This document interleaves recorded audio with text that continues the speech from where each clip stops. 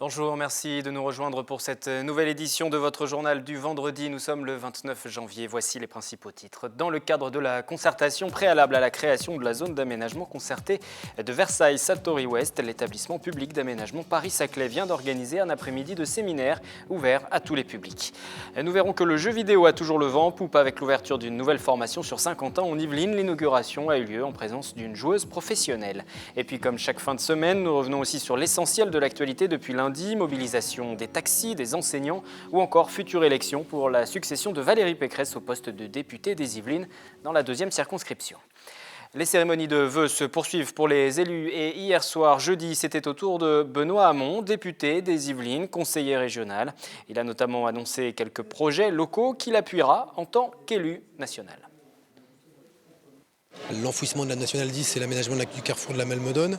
Il y a un engagement de la région Île-de-France qui j'espère sera confirmé par Valérie Pécresse, un engagement de l'État, une volonté du département de soutenir ce projet pour donc permettre de faire un plateau urbain au-dessus de la Nationale 10 et donc éviter toutes les nuisances aujourd'hui qui sont celles de la Nationale 10.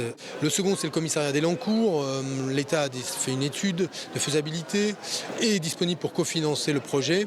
Le troisième dossier, c'est celui de la fibre optique à Fontenay-le-Fleury, qui est un projet important, c'est important pour Fontenay, qui en a besoin aujourd'hui pour rentabiliser d'autres investissements qu'il a fait, notamment en termes d'équipement numérique des écoles.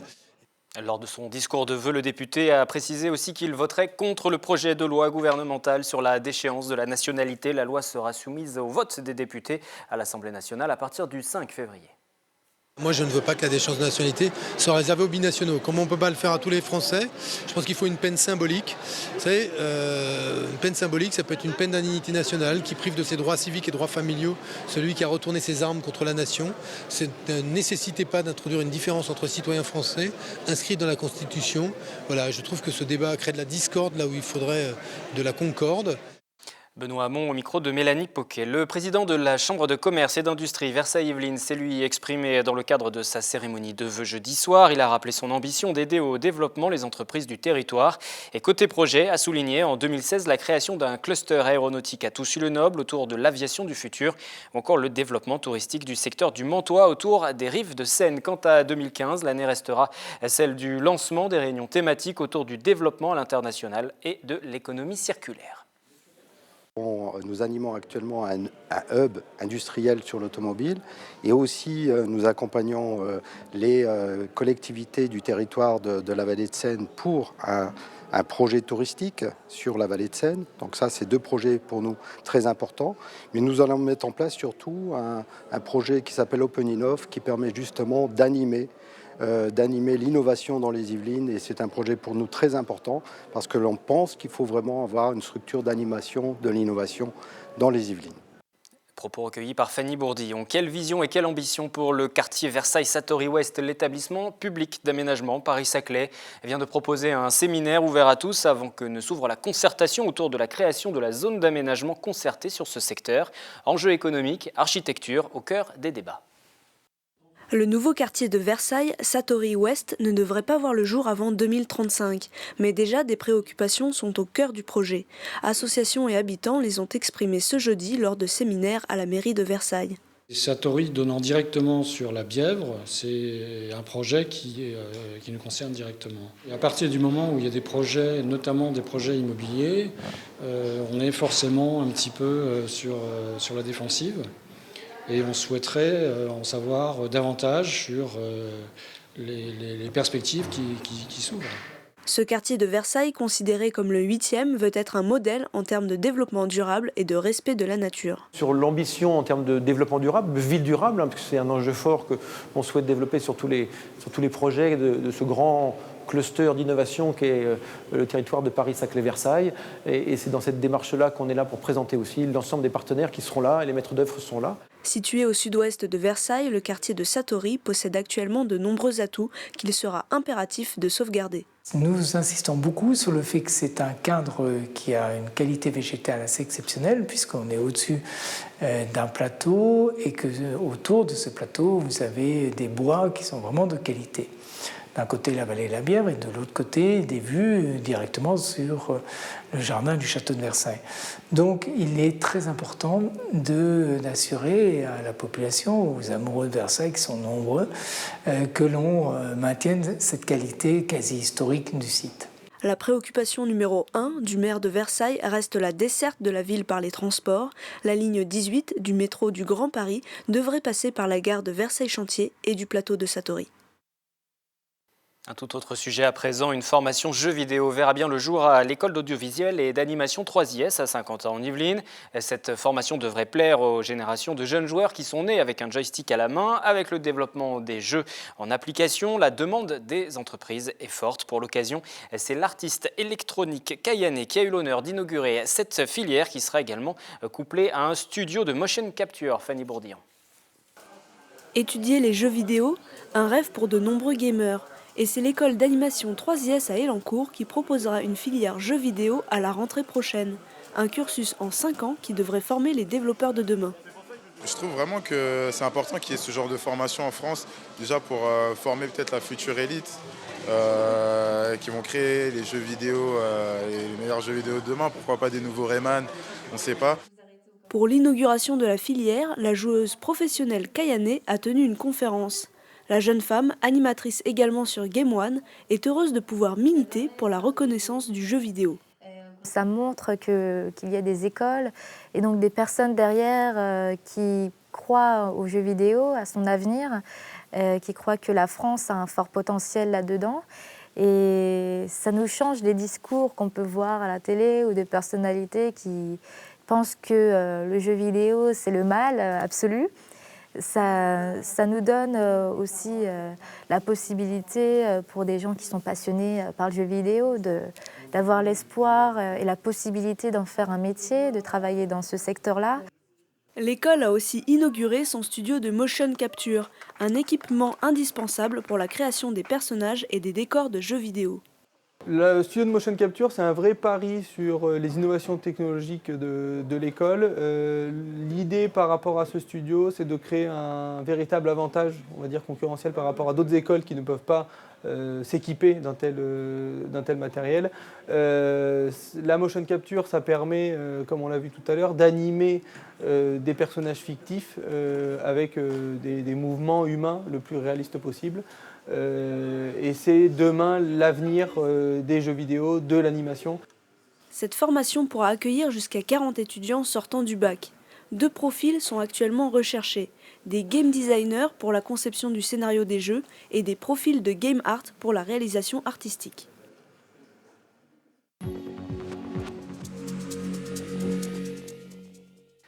Nous passons à l'essentiel de l'actualité de la semaine, le zapping de l'info locale depuis lundi, et puis juste après un retour sur la mobilisation enseignante de mardi. 40 voix pour et 2 abstentions. Les conseillers départementaux ont voté la hausse du taux de la taxe foncière sur les propriétés bâties, passée de 7,58% à 12,58%. Une hausse de 66% représentant en moyenne 125 € par foyer. Une décision justifiée par un budget de combat, selon le président du département, lié à des baisses importantes des dotations de l'État. Dans le département, il y en a vraiment ras-le-bol. On est tout comme Paris. Les fédérations, toutes les fédérations nationales, on est tous d'accord pour dire que c'est bon, quoi. Maintenant, ça suffit. Les textes ne sont pas respectés. Nos licences, on les a payées. On a payé des impôts dessus. Donc aujourd'hui, on n'a vraiment plus rien à perdre. Cette année, l'armée a enregistré une augmentation des candidats sur le territoire par rapport à 2014, conséquence des attentats de 2015. Sur ce salon, depuis maintenant plusieurs années, on constate un taux de fréquentation très très fort. Pour l'instant, on est sur une augmentation en gros de 20 à 25% de taux de fréquentation supplémentaire, qui commence un petit peu à baisser un petit peu en ce moment. Sans diplôme ou bac+5, l'armée attire tous les profils. Goût de l'aventure ou envie de servir son pays, les motivations sont diverses. Alerter, masser, défibriller, poser un garrot et traiter les hémorragies, ces gestes qui peuvent paraître complexes au premier abord, seront dispensés au cours de sessions de formation gratuites sur tout le territoire yvelinois dès le 1er février. Et suite du mardi noir, parmi les grévistes aujourd'hui, les enseignants étaient eux aussi mobilisés. Leur principale revendication, les salaires et le pouvoir d'achat. Ils demandent notamment la fin du gel du barème des salaires. Sur le département, la mobilisation a été de 15,19% dans le primaire et le secondaire. L'islam est d'abord ce qu'en font les gens.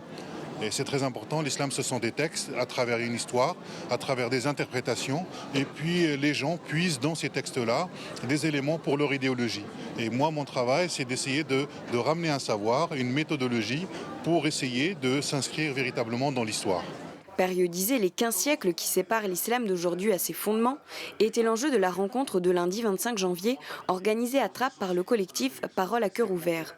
Je pense que député, maire de Vélizy, c'est un poste passionnant dans ce que je fais tous les jours, aussi bien quand je suis en contact avec les grands chefs d'entreprise qui sont ici ou avec mes citoyens. Finalement, on s'aperçoit que la vraie vie, elle est sur le terrain et qu'il y a beaucoup de mesures législatives à faire évoluer. Puis ça permettrait aussi d'avoir un député un peu différent qui vienne du monde de l'entreprise. Et nous, citoyens, vient d'élire son nouveau président. Son nom, Nicolas Doucerin. Une élection avec 59,5% des suffrages exprimés pour cet entrepreneur de 39 ans qui veut conserver l'idée d'origine et tourner rapidement la page Jean-Marie Cavada. L'eurodéputé avait pris la tête du mouvement provisoirement pendant quelques mois, fin 2014, avant de claquer la porte en dénonçant un manque de démocratie interne. Voisin le Bretonneux entre dans une nouvelle ère, celle de la fibre optique. La commune s'équipe pour fournir à ses habitants Internet en très haut débit. Retour sur l'opération qui doit débuter avant cet été. 39 millions d'albums vendus, ça représente 459 millions d'euros. En 2015, plus de 5000 livres ont été publiés, dont 3924 sont de strictes nouveautés. Il y en a pour tous les goûts, la BD jeunesse, la BD historique, l'éternelle BD franco-belge et celle pour adultes qui prend de plus en plus d'ampleur dans l'édition.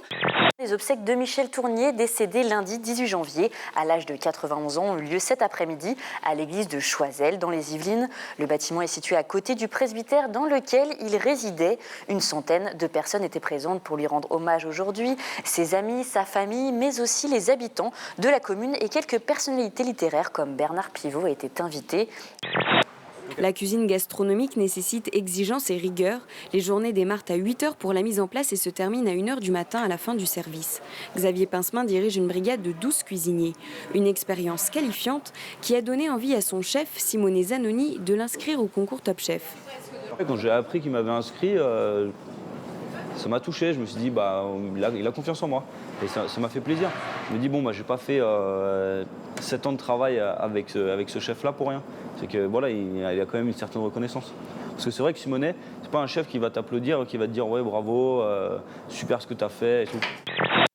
Et je reçois aujourd'hui, pour revenir sur l'actualité, Bertrand Mesure. Bonsoir. Bonsoir. Cette semaine, vous étiez en grève en tant que secrétaire départemental FSU, SNUI, PP 78. Les enseignants qui sont mobilisés une nouvelle fois, avant même de parler des raisons, peut-être le bilan déjà de l'action. Selon l'Académie de Versailles, le taux d'enseignants en grève, environ 14% dans le premier et le second degré.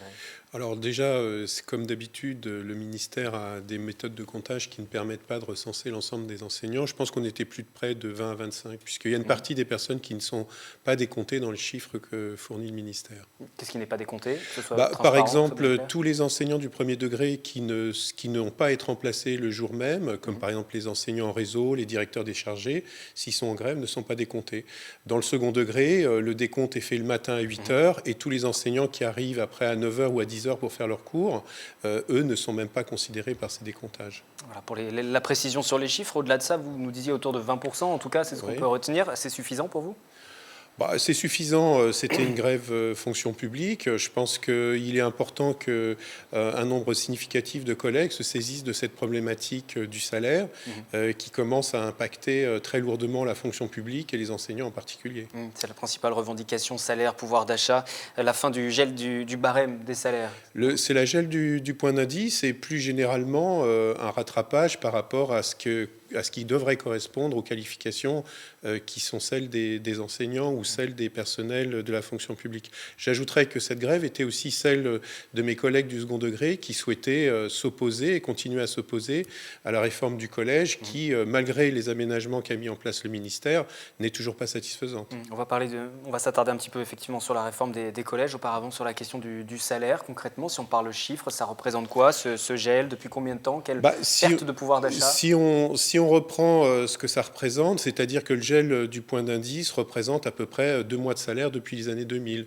C'est-à-dire entre le retard qui avait été pris à partir des années 2000 et le gel depuis 6 ans, ça représente à peu près 2 mois de salaire.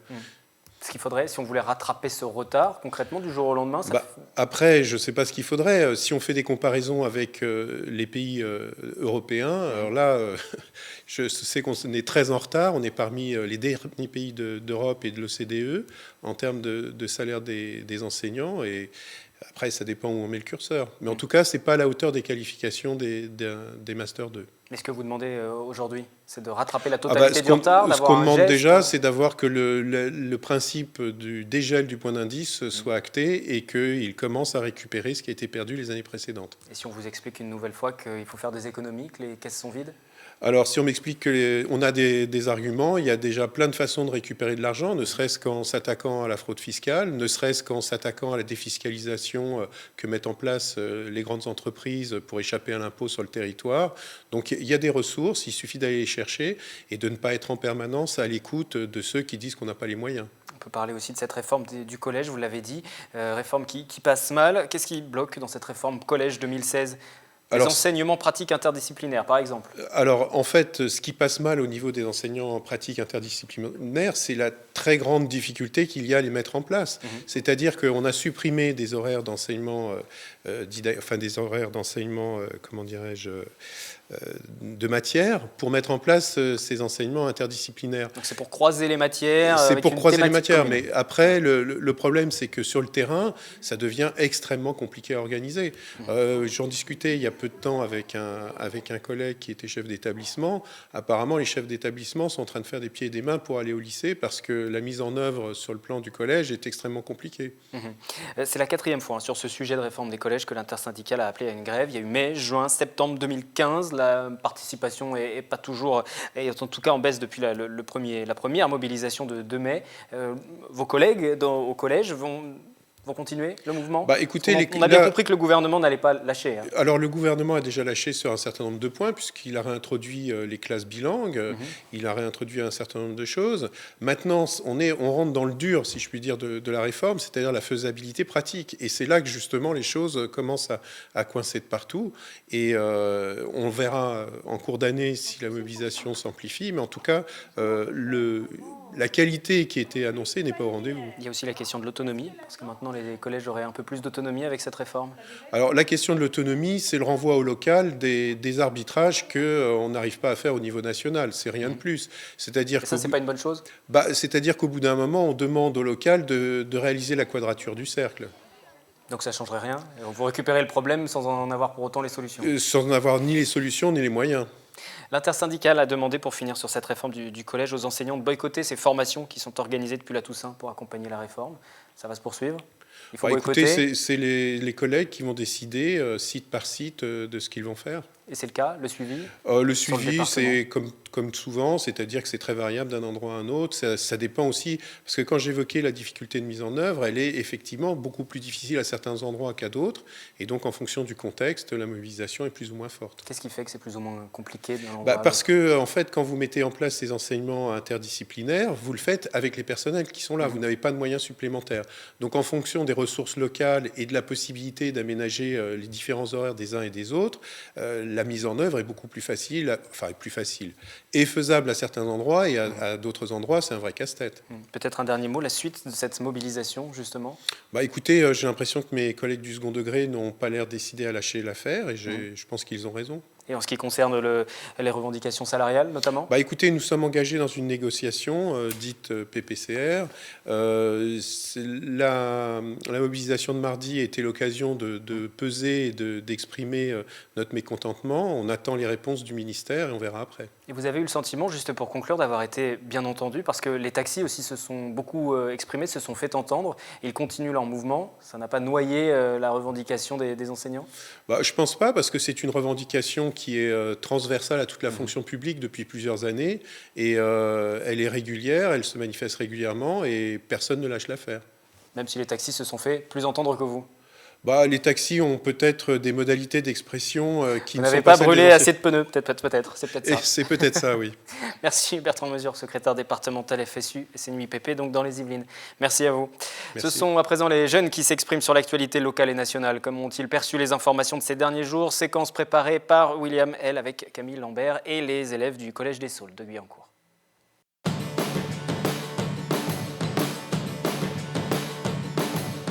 Personnellement, je trouve ça idiot déjà parce que je vois pas l'intérêt. Encore là, on est jeunes, donc l'alcool et tout, c'est pas pour nous, quoi. Et puis les gens qui en boivent, je ne comprends pas. Je pense plutôt qu'ils font ça surtout pour se donner un style, entre parenthèses. Mais j'imagine que dans le monde, il y a des jeunes qui boivent en secret, même s'ils sont au collège, à mon avis. Ça existe sûrement des jeunes qui boivent en secret chez eux quand leurs parents ne sont pas là. Si on est ivre, on peut avoir beaucoup de problèmes. Si on consomme trop, on peut faire des crises assez graves. Ou alors, si jamais ils sont en âge de conduire, ça peut forcément créer des accidents ou même les rendre inconscients. Enfin, surtout chez des jeunes, s'ils ne savent pas gérer ça, ça peut vite tourner au vinaigre. Imaginons qu'un jeune ait une voiture et qu'il ait bu et qu'il emmène tous ses copains à les ramener. Par exemple, ça peut avoir des graves conséquences, il peut avoir un accident. Idéalement, c'est l'alcool, on sort ça on va dire pour faire des petites fêtes, par exemple, genre au Nouvel An, en dîner de famille, on n'en sort pas énormément non plus, genre du champagne, du vin, mais voilà. Par contre, l'alcool juste bu comme ça, parce que, je sais pas, parce qu'on en a envie, ok, mais après, si c'est consommé en masse, non. Par exemple, dans les boîtes à musique, par exemple, il faudrait permettre moins l'alcool. Je sais pas, on a le droit à 2 verres grand maximum.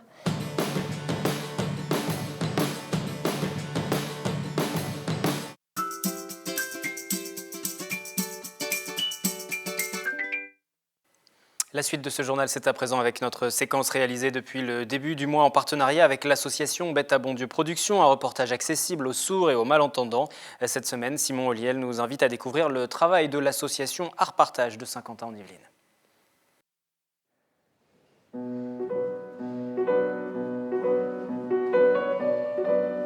Art Partage est une association qui existe depuis 2002 sur le territoire de Saint-Quentin-en-Yvelines et qui réunit à la fois des peintres et des sculpteurs qui résident sur l'ensemble de la ville nouvelle. Et nous nous sommes rassemblés donc, avec ce même désir de partager, c'est-à-dire que nous ressentons donc une émotion artistique dans la création que nous avons envie de faire partager à ceux qui viennent à nos expositions, aux visiteurs, et également donc, aux personnes à qui nous offrons des ateliers dans le cadre de Gérondicap, notamment donc, aux personnes atteintes de la maladie d'Alzheimer.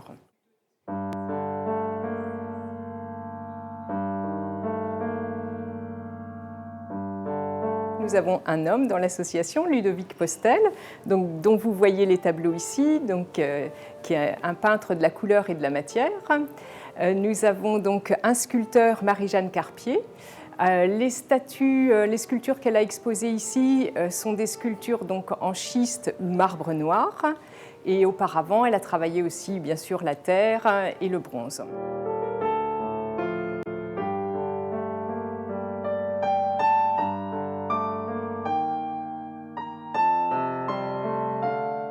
Là, qui a un style plus épuré, un peu moins dans la couleur, un peu plus dans des tons plus sombres. Et Verena von Lichtenberg, qui travaille plutôt le noir et blanc avec un petit peu de couleur.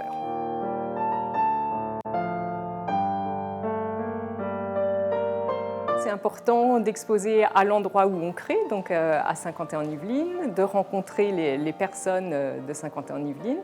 Et puis, on trouve que la salle d'exposition est magnifique, donc avec ses murs blancs, ses sols noirs, son éclairage. On est vraiment très heureux d'exposer ici et nous avons été extrêmement bien accueillis.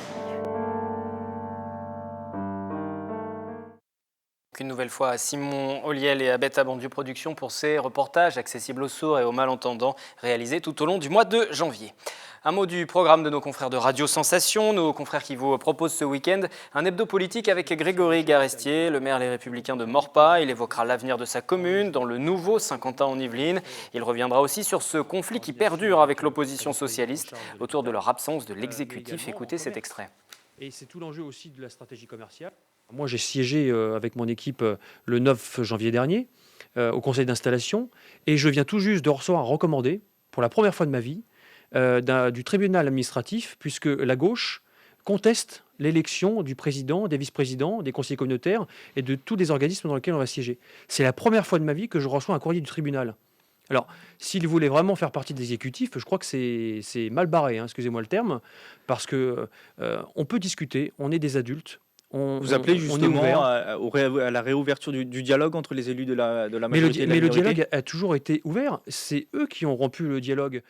L'actualité locale qui revient lundi en direct à 18h sur notre antenne, première diffusion, et puis ensuite à 19h, et aussitôt en replay sur le www.tvfil78.com. Voici quelques-uns des sujets que nous allons développer. L'élection à la présidence des Républicains dans les Yvelines. Tout d'abord, Valérie Pécresse qui a décidé de quitter ce poste également, en plus de celui de la députation. David Douillet est donc le seul candidat. Il va recevoir le soutien des militants normalement dimanche lors d'un vote interne.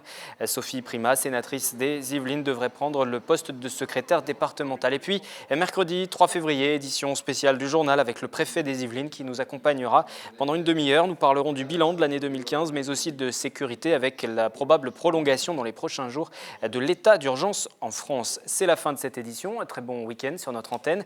Je vous retrouve samedi, dimanche, 19h30 pour un nouveau café politique avec Othman Nasrou, cette fois-ci conseiller régional Les Républicains en Ile-de-France, chef de file de l'opposition à Trappes.